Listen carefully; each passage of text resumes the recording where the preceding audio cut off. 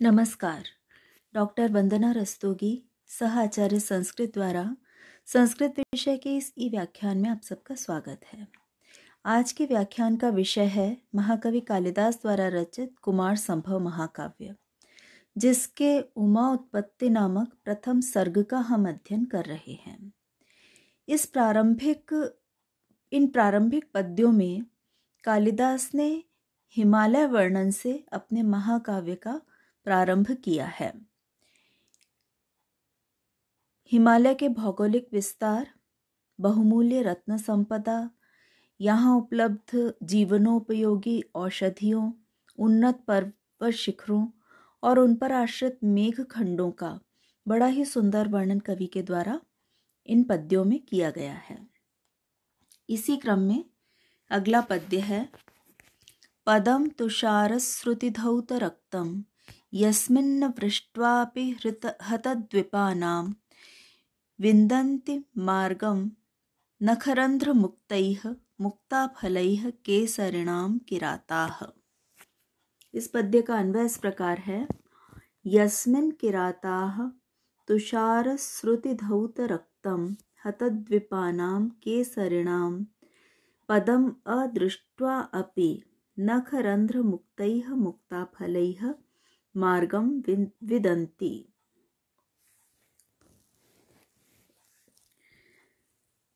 यस्मिन जिस हिमालय में किराताह, किरात वनचर जनजातियां हैं जो वन में निवास करती हैं। वन्य जातियों के लोग तुषार हिम के श्रुति श्रवण से धौत धुले हुए, तुषार श्रुति धौत हिम के श्रवण से, हिम के बहने से धुले हुए, रक्तम रुधिर वाले, हतद्विपानाम हाथियों का वध करने वाले, द्विप कहा जाता है हाथी को, जिनके द्वारा हाथियों को हत मारा गया है। केसरिणाम ऐसे सिंह जो कि द्वीपों का, गजों का हनन करने वाले हैं, उनका संहार करने वाले हैं। उन सिंहों के पदचिन्हों को, पदस्थानों को अदृष्ट्वा बिना देखे भी, न देख कर भी, नख रंध्र नाखूनों के छिद्र से मुक्ता फलैः मोतियों से, मार्ग को विदन्ति बतला देते हैं, उससे जानते हैं। हिमालय में बहुत सी वनचर जातियां निवास करती हैं, वहां के सघन वनों में। उन सघन वनों में रहने वाली वनचर जातियां सिंहों के गमन मार्ग को पहचान लेती हैं, जान लेती हैं। किस प्रकार जान पाती हैं वो, यही यहाँ बताया जा रहा है कि किरात लोग, वनचर लोग गज हिंसक सिंहों के पदचिन्हों को, जिनका रक्त हिमालय के हिमस्राव से घुल गया है, न देख करके भी, बिना देखे भी उनके नख छिद्रों से गिरे हुए मोतियों से उनके गति मार्ग को जान लेते हैं। अभिप्राय ये है कि यहाँ इस हिमालय में सिंह भी बहुत से विद्यमान हैं और हाथी भी बहुत विद्यमान हैं। यहाँ के सिंह हाथियों का भी शिकार कर सकते हैं। जब हाथियों को मार करके वो चलते हैं, तब उनके रक्त से लाल रंगे हुए पंजों के छाप, उनके पदचिन्ह तो हिम की धारा से धुल जाते हैं, इसलिए उन पदचिन्हों के निशान मिट जाते हैं। फिर भी किरात जन ये जान लेते हैं कि सिंह कहाँ से होके गए हैं। ये किस प्रकार हो पाता है? तो वे वनचर सिंहों के नखों से गिरी हुई गजमिक्ताओं को देख करके, मोतियों को देख करके वहां से ये जान लेते हैं कि यहाँ से सिंह ने गमन किया है। ये एक मान्यता है कि जो उत्तम कोटि के गज होते हैं, बलशाली गज होते हैं, हाथी होते हैं, उनके मस्तक में मोती विद्यमान होते हैं, जिनको गज मौक्तिक ही कहा जाता है। जब सिंह अपने नखों से उनके मस्तक को विदीर्ण करता है तो ये मोती उसके नाखूनों में फंस जाते हैं, नाखूनों के छिद्रों में अटक जाते हैं। और जब उन्हीं अटके हुए मोतियों वाले पंजों से सिंह बर्फ में मार्ग में गमन करता है तो कहीं कहीं वे मोती गिर जाते हैं। उन्हीं गिरे सिंह के पंजों से गिरे हुए उन्हीं मोतियों को देख करके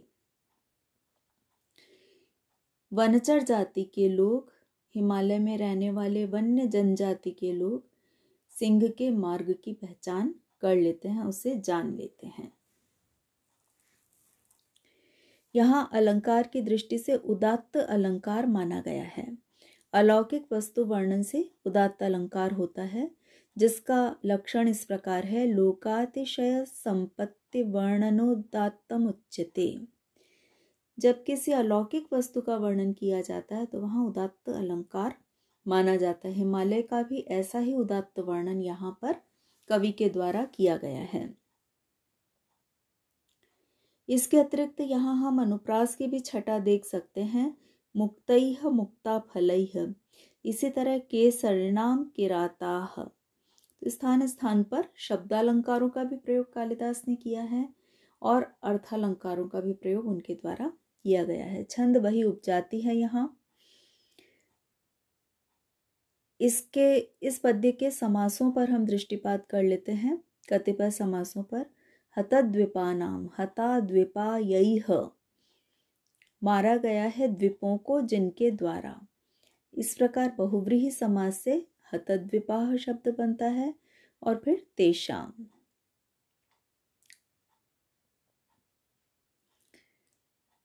अदृष्ट्वा, न दृष्ट्वा, दृष्ट धातु त्वा प्रत्यय और न शब्द लगा दिया, जो कि नय का निषेध का द्योतक है। तो इस प्रकार से दृष्ट्वा शब्द की हम व्युत्पत्ति कर सकते हैं।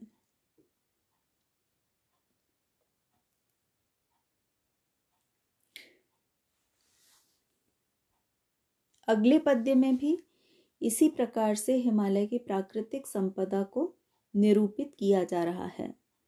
न्यस्ताक्षरा धातुरसेन यत्र भूर्जत्वचः कुंजर बिंदुशोणाः वृजन्ति विद्याधर सुंदरिण्याम् अनंगलेख क्रियोपयोगम्।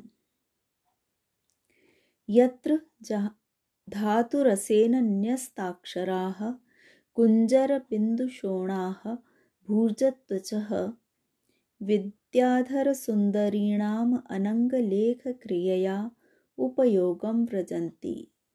यत्र, जहाँ पर, धातु रसेन, हिमालय में प्राप्त होने वाले गैरिक, सिंदूर इत्यादि धातुओं के रस से, द्रव से, तरल पदार्थ से, न्यस्ताक्षरा, न्यस्त किए गए अक्षरों वाले, लिखे गए अक्षरों वाली, कुंजर बिंदु शोणाह, कुंजर गज के समान, हाथी के बिंदु, हाथी की त्वचा पर पड़ने वाले बिंदुओं के समान, शोणाह, शोणित वर्ण के, लालिमा युक्त वर्ण के, लाल वर्ण के, भूर्जा त्वचा, भोजपत्र की त्वचा, भोजपत्र की छाल पर, विद्याधर सुंदरीणाम, विद्याधरियों के, विद्याधर ये भी एक प्रकार की दिव्य जातियां होती हैं। सिद्ध, विद्याधर ये सभी हिमालय में विचरण करने वाली दिव्य जातियां हैं, जिनको साधारण मानव से कहीं कुछ श्रेष्ठ माना गया है। ऐसे विद्याधर सुंदरियों के अनंग लेख क्रिया, अनंग लेख, अनंग कहते हैं कामदेव को, कामदेव से संबंधित या प्रणय से संबंधित, प्रेम से संबंधित लेख क्रिया, पत्र लेखन में उपयोगम, उपयोगपूर्ण, सदुपयोगपूर्ण, व्रजंती ज्ञात होते हैं।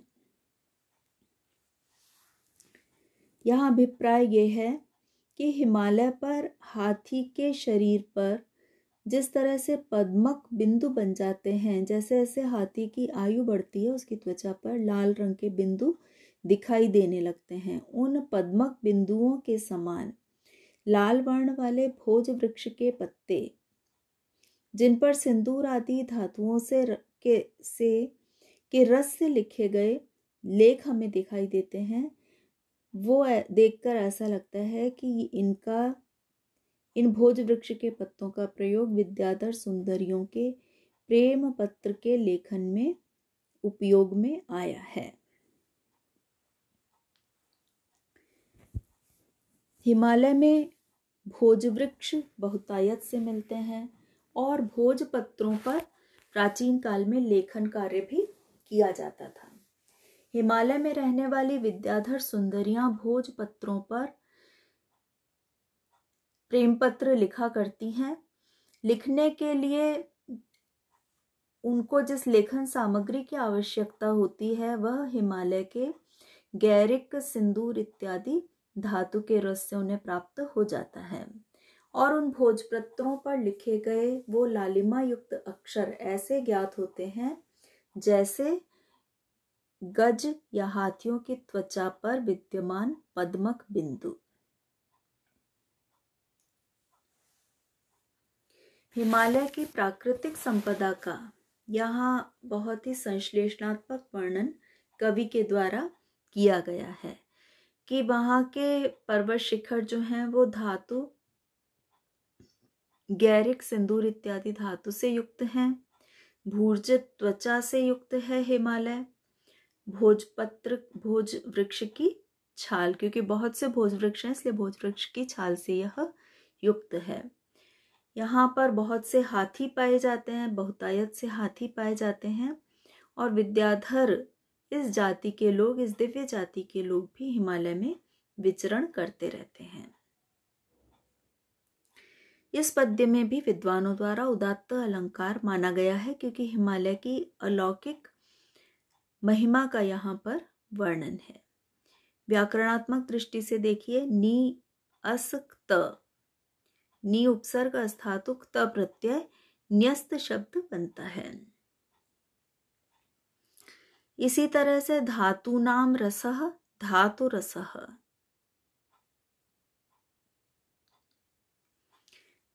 आज की कक्षा में इतना ही विद्यार्थियों, धन्यवाद।